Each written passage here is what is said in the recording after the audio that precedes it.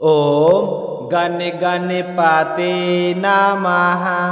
आज अपने सुनेंगे वाल्मीकि रामायण अयोध्या कांड का आगे का सर्ग। भगवान श्री राम का आशीर्वाद पाने के लिए इस सर्ग को पूरे ध्यान पूर्वक एकग्रह होकर पूरा सुने। बोलिए गणेश भगवान की जय हो, सियावर रामचंद्र की जय हो, हनुमान जी महाराज की जय हो, श्री राम दरबार की जय हो।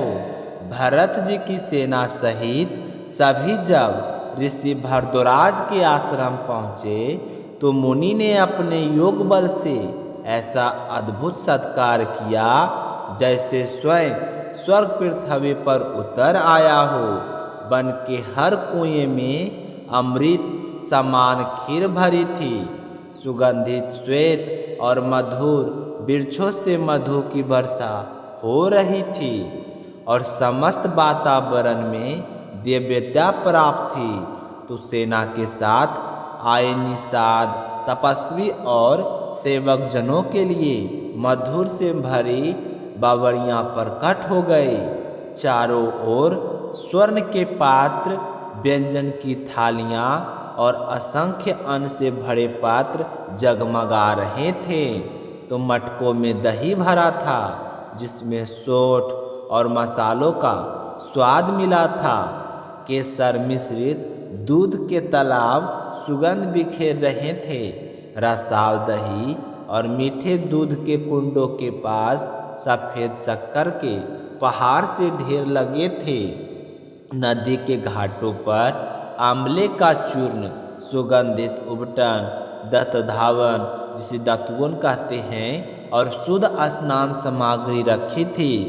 चंदन, कंजरोटे, काजल, दर्पण, वस्त्र, खराउ, यहाँ तक कि जूते तक बड़े स्नेह पूर्वक सजाए गए थे। कवच, धनुष और सुशोभित आसन भी रखे थे। गधों, ऊँटों, घोड़ों और हाथियों के लिए स्वच्छ जलाशय बनवाए गए थे जिनके जल में कमल खिले थे।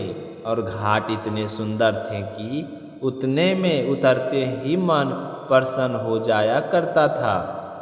पशुओं के लिए हरी कोमल घास के ढेर लगे थे। पूरा दृश्य ऐसा लग रहा था जैसे नंदवन स्वयं धरती पर आ गए हों।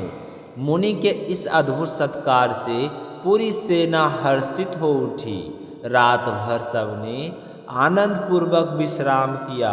सुगंधित हवाओं में मंद मंद दीपों की रोशनी में मानो देवता के समान प्रातःकाल जब सूर्य की किरणें फैली तब भरद्वाज मुनि ने अग्निहोत्र से पूर्ण कर भरत को बुलाया। तो मुनि ने पूछा, वत्स भरत, क्या तुम्हारी रात्रि सुखपूर्वक बीती? क्या तुम्हारे साथ के जन और सैनिक संतुष्ट है? तो भरत जी ने हाथ जोड़कर विनम्रता से कहा, भगवान, आपकी कृपा से सब कुछ दिव्य और आनंदमय रहा। आपका आतिथ्य तो स्वर्ग के समान है। सेवक, पशु, स्त्रियां सभी पूर्ण तृप्त है। अब मेरी एक ही इच्छा है कि शीघ्र अपने भ्राता श्री राम के दर्शन करो। कृपया मुझे उनका मार्ग बताइए। तो भरत के विनम्र वचनों पर भरद्वाज मुनि मुस्कुराए और बोले, हे भरत, इस स्थान से लगभग 10 कोस की दूरी पर एक रमणीय पर्वत है जिसे चित्रकूट कहते हैं। उसके उत्तर में मंदाकिनी नदी बहती है जिसके तट पर पुष्पों से लदे वृक्ष सदैव सुगंध फैलाते हैं। वहीं नदी और पर्वत के बीच तुम्हें अपने प्रिय भ्राता श्री राम और लक्ष्मण की परम कुटी दिखाई देगी। वहीं वे वनवास में निवास करते हैं। अब तुम यमुना के दक्षिण किनारे से दक्षिण दिशा की ओर जाने वाले मार्ग से प्रस्थान करो। उसी राह से तुम शीघ्र अपने आराध्य भाई तक पहुंच जाओगे। तो भरत मुनि के चरणों में झुके। उसी समय महाराज दशरथ की पत्नियां भी आगे बढ़ी।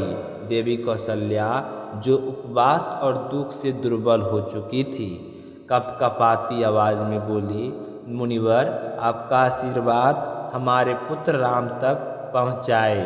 तो सुमित्रा ने दोनों हाथों से भरद्वाज मुनि के चरण पकड़ लिए और कैकेयी जो मन ही मन पश्चाताप में डूबी थी, लज्जा से नत होकर मुनि के चरणों का स्पर्श किया।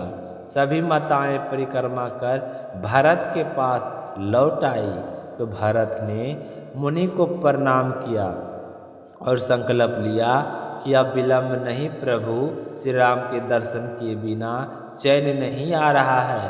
तो मुनि के आशीर्वाद दिए और वत्स जाओ, तुम्हारे पथ में ना कोई विघ्न आएगा, ना कोई बाधा डालेगा।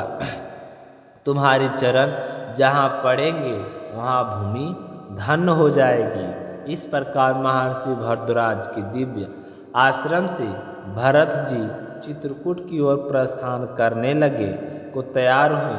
अब आगे क्या हुआ, कैसे हुआ भरत और श्री राम का मिलन, यह हम सुनेंगे कल के अगले सर्ग में। बोलो सियावर रामचंद्र भगवान की जय हो, हनुमान जी महाराज की जय हो, श्री भरद्वाज मुनि की जय हो। जय श्री राम, जय श्री राम।